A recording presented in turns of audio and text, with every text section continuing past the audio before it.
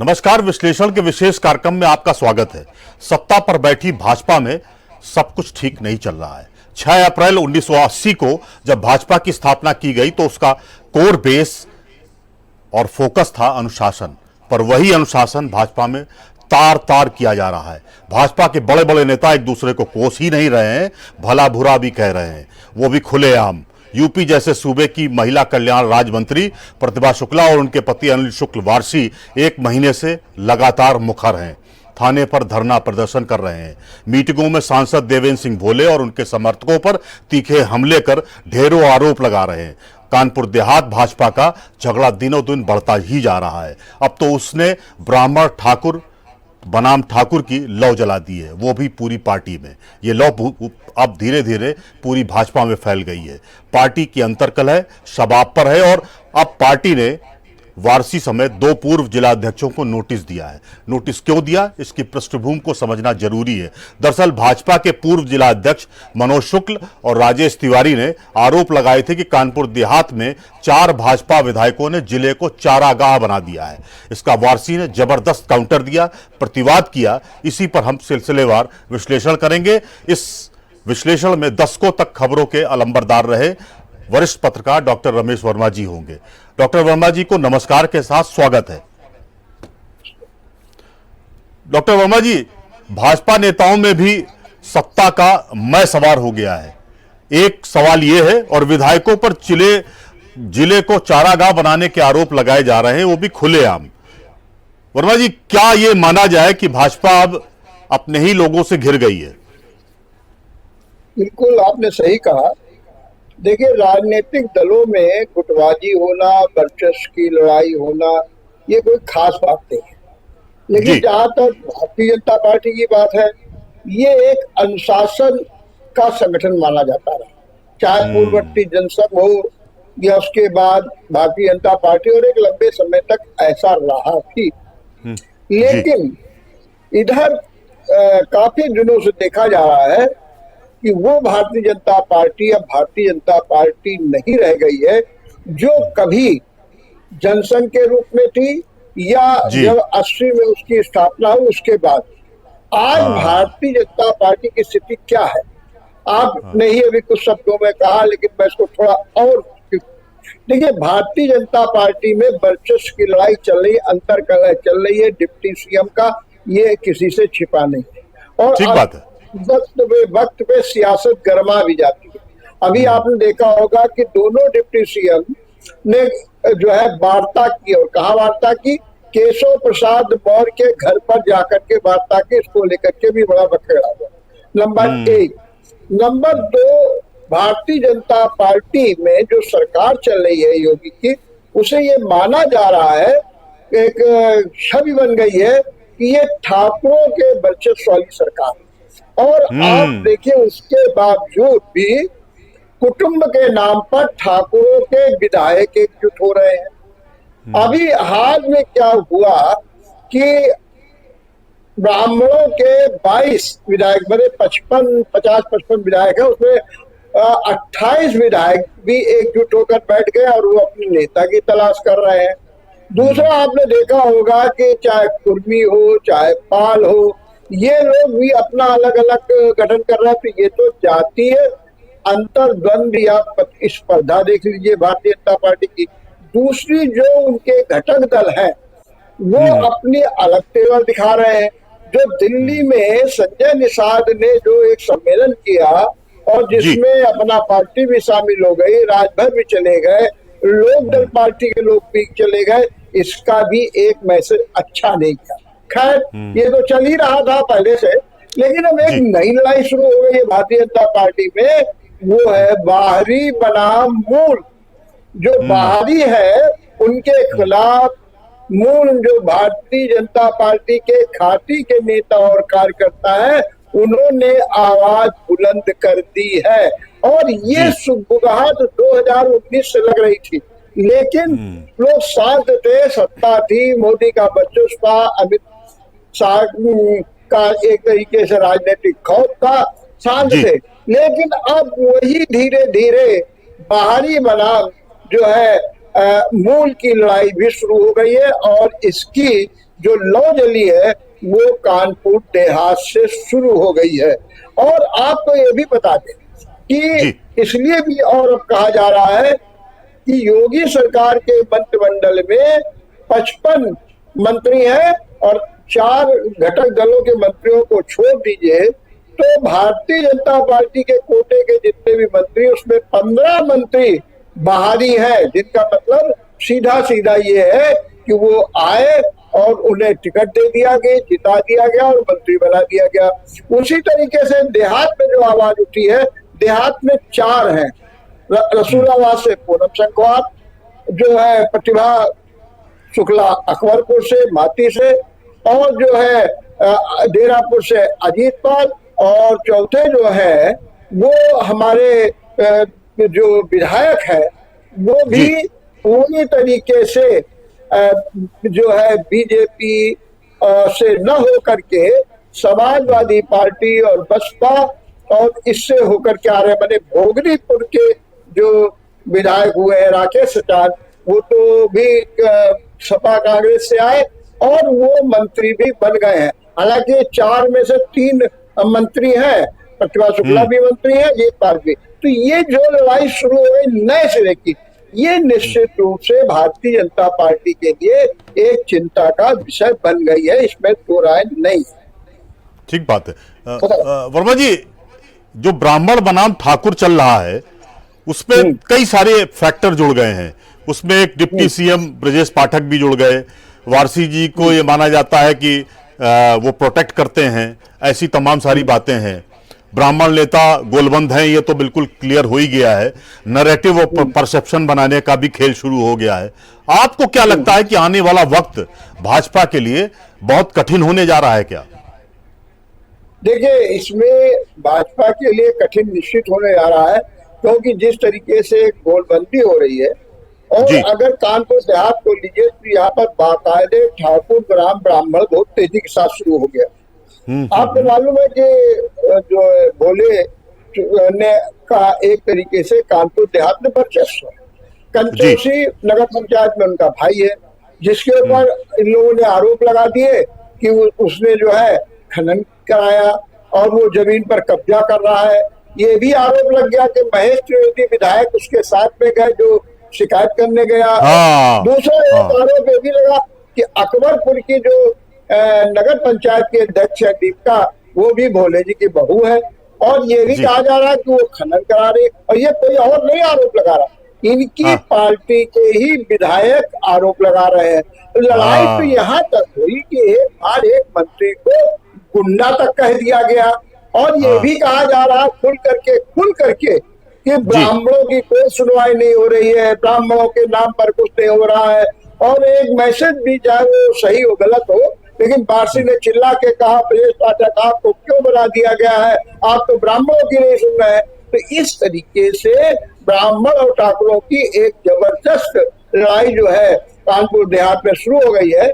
और भारतीय जनता पार्टी का आला कमान इससे चिंतित है, इसीलिए उसने 3 लोगों को नोटिस दे दिए। एक तो वारसी को दी, जो प्रतिभा शुक्ला के पति है, पूर्व सांसद, दूसरा मनोज शुक्ला को दे दिया, तीसरी राजेश तिवारी, जैसा आपने बताया। आज 7 दिन का समय दिया गया है, क्या होगा। लेकिन अगर उनके तेवर सुनिए तो वो तेवर में क्या कहते हैं मनोज शुक्ला और राजेश तिवारी, कहते हैं अरे ठीक है, उन्होंने हमको दिया, हम जा करके डट करके बात करेंगे जा करके, और कहेंगे कि इन लोगों ने किस तरीके से अकबरपुर में या कानपुर देहात में जो है पूरी तरीके से नष्ट भ्रष्ट कर दिया है, पार्टी को भ्रष्टाचार में डुबो दिया है, इनकी जांच कराई जानी चाहिए। भोले के जो भाई है कंचोसी के अध्यक्ष, उनकी जांच हो, उनकी बहू की जांच हो। इस तरीके के खुल करके आरोप लगाए जा रहे हैं। और जैसे कि आपको बताया ना कि जब वो भाई की शिकायत करने गया राजेंद्र सिंह की कंचोसी नगर पंचायत की डीएम से, तो वहां पर भी महेश त्रिवेदी बैठे हुए थे। अब वहां पर भी उसे ही ब्राह्मण ठाकुर से जोड़ा जा रहा है कि वहां पर, हालांकि उन्होंने सफाई दी कि मैं डीएम से मिलने गया तो ये आ गए और उन्होंने ले लिया है जो सब। लेकिन कुल मिलाकर के संकेत यही जा रहा है कि ठाकुरों और ब्राह्मणों की लड़ाई बहुत तेजी के साथ शुरू हो गई है। जैसा मैंने बताया कि बिहार में 28 ब्राह्मण भी एकजुट हुए, लेकिन अभी तक वो अपना नेता नहीं तय कर पाए हैं। और जिस जी दिन नेता तय हो जाएगा उस दिन हो सकता है कि मुखर होकर के वो भी सामने आ जाए। हाँ, नहीं नहीं, आपने अच्छी बात बताई है और अच्छा तथ्य भी रखा है।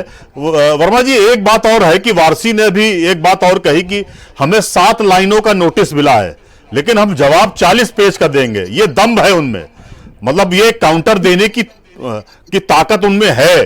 पार्टी सुने या ना सुने, लेकिन पार्टी में जिस तरह से वो रिटेलिएट कर रहे हैं, वो भाजपा के हाईकमान को और भाजपा के प्रदेश के हाईकमान को वो समझना होगा, क्योंकि अब देखिए वो अभी आपसे कहा पहले है जमाना, पहले वाला समय नहीं रह गया है। रिटेलिएट देखिए, मैंने अगर आपको आप गड़बड़ करेंगे तो रिटेलिएट करेगा नेता ठीक जी। ठीक है। अभी मैंने यही कहा कि जब इनको नोटिस दी गई तो ये सब लोग बड़े तेजी के साथ कह रहे हैं, बड़े खुल करके कह रहे हैं। और जी सच बात तो ये है कि वारसी अगर 40 पेज को लिख करके देने की कह रहे हैं या बड़े तथ्य जुटाने की बात कर रहे हैं तो उसमें भी कोई गलत नहीं, क्योंकि वो लगातार, अगर आप उनके बयान देखते रहिए, अब वो कहते हैं कि भोले के खिलाफ मुझको लड़ा दिया था, मैं भोले को हरा देता, मैं भोले जी को ये कर देता। जहां पर इस तरीके, बल्कि वारसी ने तो एक मंत्री को गुंडा तक कह दिया, और हाँ हालांकि बहुत ही उसमें लिपापोती की गई, लेकिन कह दिया।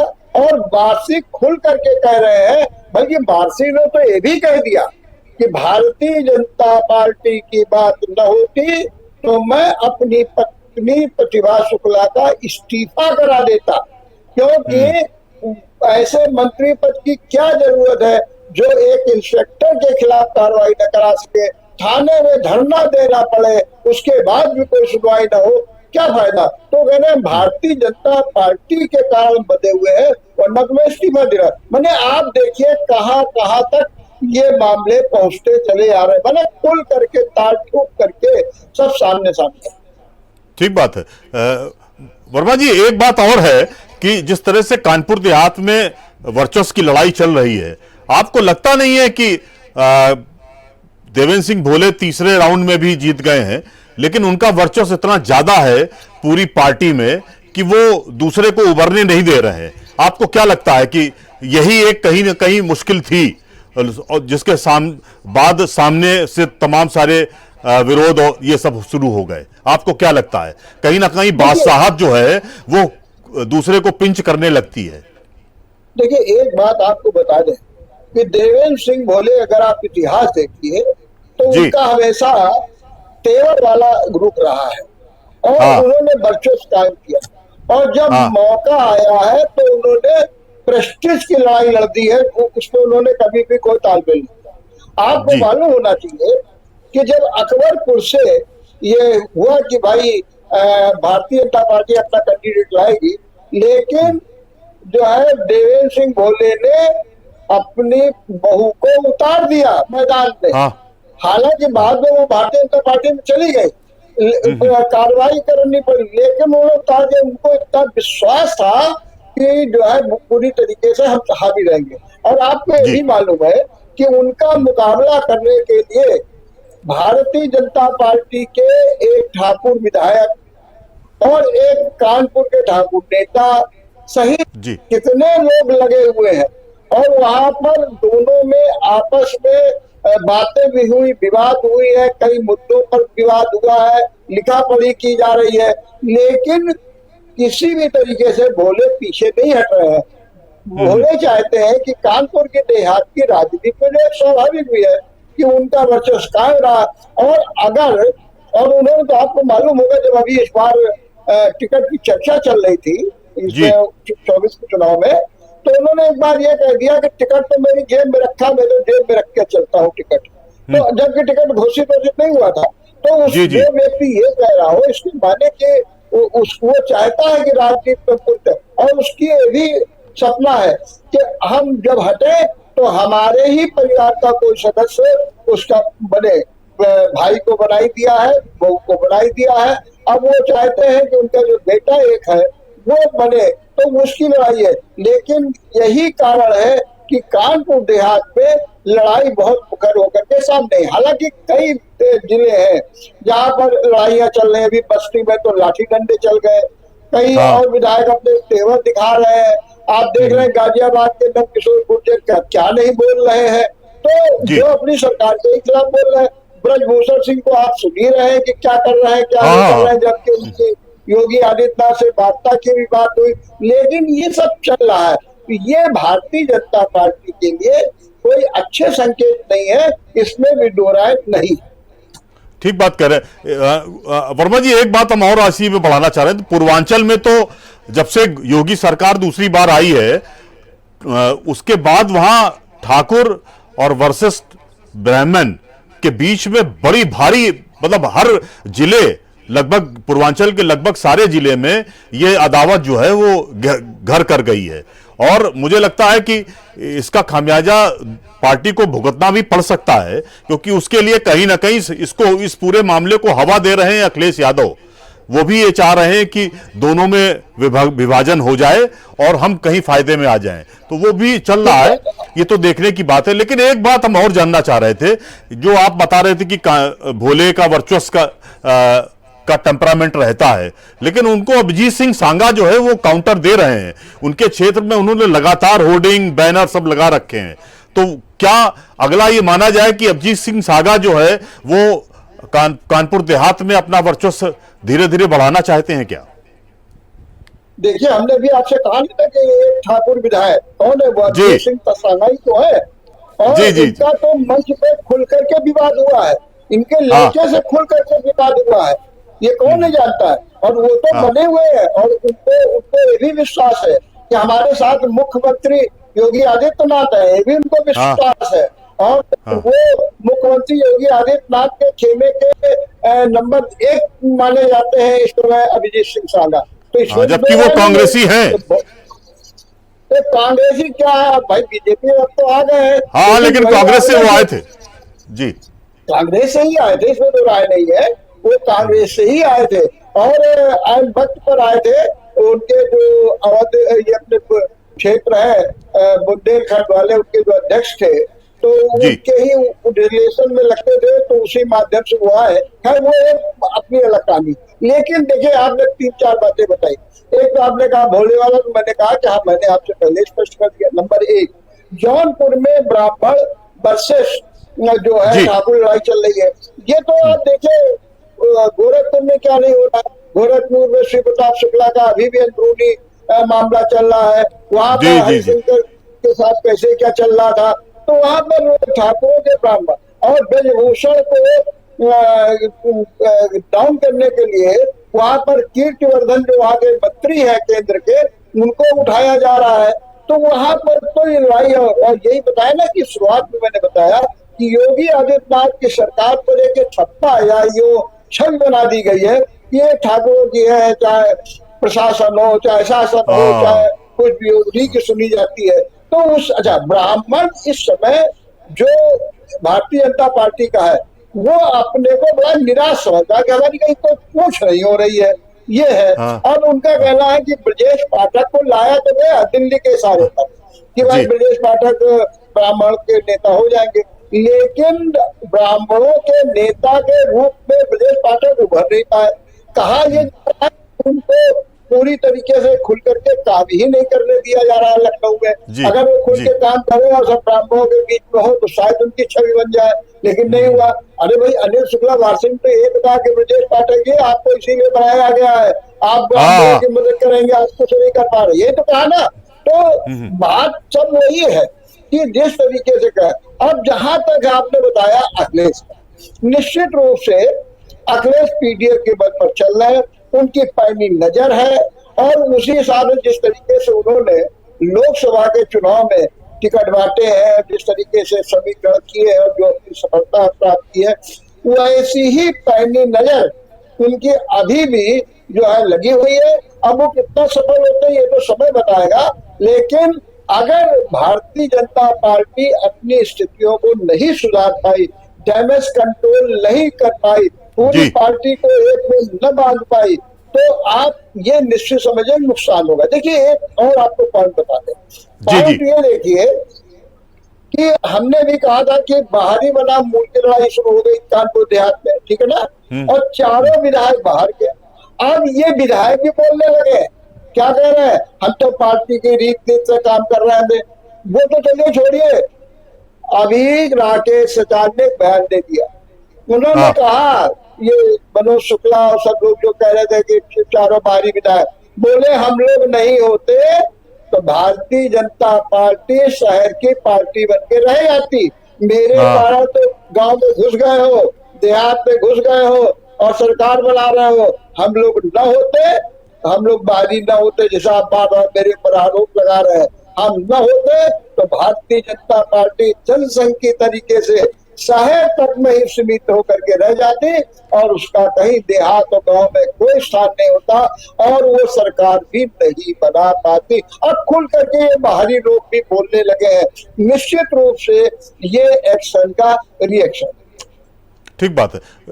एक वर्मा जी, एक सवाल और है, क्या आपको लगता है भाजपा में अब सेलेक्टिव पॉलिटिक्स हो रही, जो बड़े नेता हैं वो सेलेक्टिव पॉलिटिक्स कर रहे हैं? आप एक एग्जांपल के तौर पे मैं आपको बता रहा हूं, 1 लाख का इनामी नारायण सिंह भदौरिया है, उसको पार्टी ने निकाल जरूर दिया है, लेकिन उस पर भाजपा नेताओं की जबरदस्त मेहरबानी थी, वो हमेशा बसता रहा, उसे पार्टी में महिमा मंडन भी किया जाता रहा। आखिर ये कब तक प्रोटेक्शन दिया जाएगा? ये प्रोटेक्शन वाली जो है राजनीति है भाजपा में कि हम प्रोटेक्ट करेंगे आपको, आप कुछ भी कर लीजिए, तो ये जो पॉलिटिक्स शुरू हुई भाजपा में, क्या आपको लगता नहीं है कि भाजपा अपने मूल भावना से या मूल विचार से भटक गई है? देखिए राजेश जी, प्रोटेक्शन की राजनीति पूरी तरीके से चल रही है, फोटो भी आती है। आपको क्या मालूम नहीं है कि जब प्रधानमंत्री अभी कानपुर में आए थे तो उनसे मिलने वालों में 4 हिस्ट्री सीटर थे, 4 हिस्ट्री सीटर जिनके नाम भी आप खोले गए थे कि देखो, फोटो भी आई कि देखिए ये हिस्ट्री सीटर है, ये हिस्ट्री सीटर है, ये हिस्ट्री सीटर है, ये और ये देखिए प्रधानमंत्री से मिलाया जा रहा है। अब आप कल्पना करिए, प्रधानमंत्री जैसे व्यक्ति की सुरक्षा मिल कौन रहे हैं? History sheeter. अब आप कह सकते हो पार्टी में है, ठीक है पार्टी में होंगे तो पार्टी, भाई ये जो लिस्ट दी जाती है तो पार्टी स्तर पर ही तो दी जाती है, तो पार्टी स्तर पर जो नेता है वो अपने इस तरीके के लोगों को पाले रहते हैं, तो उन्हें मालूम है कि हमको भी राजनीति करनी है, तो जो राजनीति करनी है उसमें कोई भी हो। तो अब बताइए, जब आपने हिस्ट्री सीटर नारायण भदौरिया की बात की, नारायण भदौरिया तो वास्तव में बीजेपी में रहते हुए उसने बहुत कुछ किया, फिर बाद में निकाला गया, लेकिन सब वही चलता रहा, अभी भी उसका आना जाना। लेकिन लेटेस्ट तो मैं प्राइम मिनिस्टर को बता रहा हूँ कि प्राइम मिनिस्टर से मिलने वालों में 4 हिस्ट्री सीटों की फोटो, नाम, सब कुछ उजागर हुए थे और ये कहा गया कि वो पार्टी में भेजा, उनका जांच होगी। क्या जांच होगी? सत्ता दल है, इसलिए तो प्रोटेक्शन तो खैर मिलता है, बिना प्रोटेक्शन की कोई काम नहीं होता। ध्यान रखिए। बिल्कुल सही कह रहे हैं वर्मा जी। एक बात और आपसे जानना चाह रहे थे, क्या भाजपा में इन सब चीजों की समीक्षा नहीं की जा रही है? क्या उसे नहीं लग रहा है कि 2027 की डगर जो है वो कठिन हो जाएगी? क्योंकि आजकल चुनाव में और पब्लिक के बीच में नैरेटिव और परसेप्शन की लड़ाई बहुत तगड़े से लड़ रहा है विपक्ष। अगर उसने परसेप्शन और नैरेटिव बना दिया कि यहां पर कुछ सुनवाई नहीं होती है तो मामला गड़बड़ नहीं हो जाएगा? और दूसरी चीज, एक विषय और आपके सामने रख रहे हैं, क्या ब्राह्मण हाशिए पे जाता जाता कहीं वो खेल ना कर जाए? ये भी तो एक आशंका बनी रहेगी ना।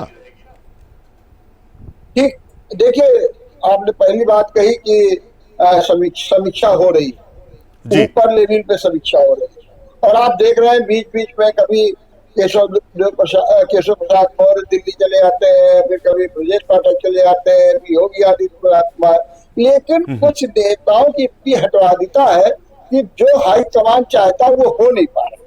जैसे मैं आपको एक उदाहरण के रूप में, आपने देखा होगा जब जब ये लोग दिल्ली गए या हमारे योगी आदित्यनाथ राज्यपाल से मिले, अखबारों में खूब बड़ा बड़ा छपने लगा, अभी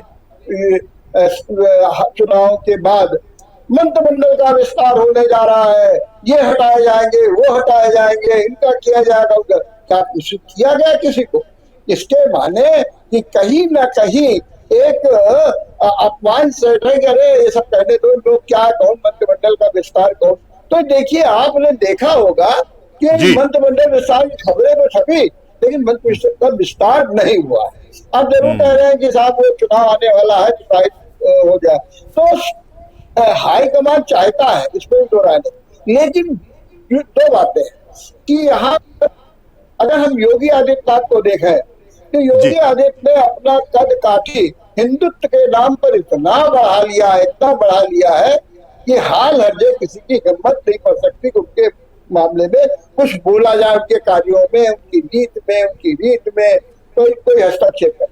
अब कैसे किया जाए ये वक्त बताएगा, क्योंकि उन्होंने निश्चित रूप से, बल्कि एक बात तो यह आता है कि उत्तर प्रदेश में मोदी और जब योगी की लोकप्रिय तक बात आई तो योगी आगे निकल गए और मोदी पीछे हो गए। तो ये एक बहुत बड़ा वो एक प्रखर नेता के रूप में उन्होंने अपनी छत बना ली है। आप नहीं देख रहे कि जहां जहां देश में कहीं कहीं पर भी कुछ बातें होती हैं तो कहा जाता है योगी आदित्यनाथ को बुला लीजिए, उनका बुलडोजर चलवा दीजिए। वो क्यों? उन्होंने अपनी एक छवि ऐसी बना दी है जिसके मुकाबले में कोई व्यक्ति बोलने को ज्यादा तैयारी नहीं होता है, हिम्मत नहीं कर पा रहा। सच बात तो ये है, हिम्मत ही नहीं हो पा रही है। और यही कारण है कि जो चाहते हैं, ऐसा नहीं कि आला कमान नहीं चाहता, सब कुछ दे जाता, लेकिन कहीं न कहीं वो ये बेबस हो रहा है कि कहीं ऐसा ना हो कि और बिगड़ जाए। इसलिए डैमेज कंट्रोल तो ये करेंगे निश्चित रूप, आज नहीं करेंगे तो कल करेंगे। अब कब करेगा? ज्यादा 25 के अंत तक कर देंगे, कोई 26 में भी वही चुनावी माहौल शुरू हो जाएगा, करेंगे। लेकिन है बहुत बड़ी चुनौतियां। और ये बात भी आपको बता दें, यदि वास्तव में ये इसमें थोड़ा भी चूक गए या ढिलाई बरती तो इनको खामियाजा भी भुगतना पड़ेगा, क्योंकि जो अखिलेश है वो जिस तरीके की रणनीति अपना रहे हैं वो अपने आप में बिल्कुल माकूल है। दूसरी चीज, आपने ब्राह्मणों की बात कही। ब्राह्मण निश्चित रूप से अपने को ये समझ रहा है कि अब कहाँ है कैसे है, लेकिन एक बात आप ध्यान रखिएगा कि ब्राह्मण सपा को तो वोट नहीं देगा, इसमें तो दो राय नहीं। लेकिन जिस तरीके से कांग्रेस उभर रही है और अभी जिस तरीके से अजय राय ने कहा कि हम एमएलसी का चुनाव अकेले लड़ेंगे, 10-12 सीटों का होने जा रहा है, स्नातक और शिक्षक का, उनका हम अकेले लड़े। तो ये बात आप ध्यान रखिए, अगर कहीं विषम स्थितियां बनी रही तो ये ब्राह्मण का वोट अगर नाराज हो गया बीजेपी से तो वो कांग्रेस में भी जरूर चला जाएगा, क्योंकि अब उसको कांग्रेस से भी उम्मीदें जगी है, सपा पे तो नहीं जाएगा। और यही कारण है कि अखिलेश कांग्रेस को अपने साथ रखना चाहते, बार बार कह रहे नहीं मेरा गठबंधन रहेगा। और उसी पल पे वो संतुलन बना करके ब्राह्मणों को इस तरीके से सीटों का बंटवारा करेंगे ताकि उसका वो ज्यादा से ज्यादा लाभ पा सके। वर्मा जी, आपने बहुत अच्छा विश्लेषण किया है और आपका धन्यवाद। हम फिर नए विषय के साथ आपके साथ जुड़ेंगे। नमस्कार सर। आपने भाजपा की कथनी करनी को देख लिया है। सच्चाई यही है कि बहुत दिनों तक ताकत और सत्ता रहती है तो मति भ्रष्ट होना लाजमी है, पर चुनाव जनता को मौका देते हैं। समय की मांग है कि नैरेटिव परसेप्शन के चक्रव्यूह से दूर रहकर फैसलों में विवेक का भरपूर प्रयोग करें, तभी आपकी मंशा पूरी होगी। आपको हमारा यह विशेष कार्यक्रम कैसा लगा? अपनी राय कमेंट सेक्शन में जाकर जरूर साझा करिए। धन्यवाद, नमस्कार।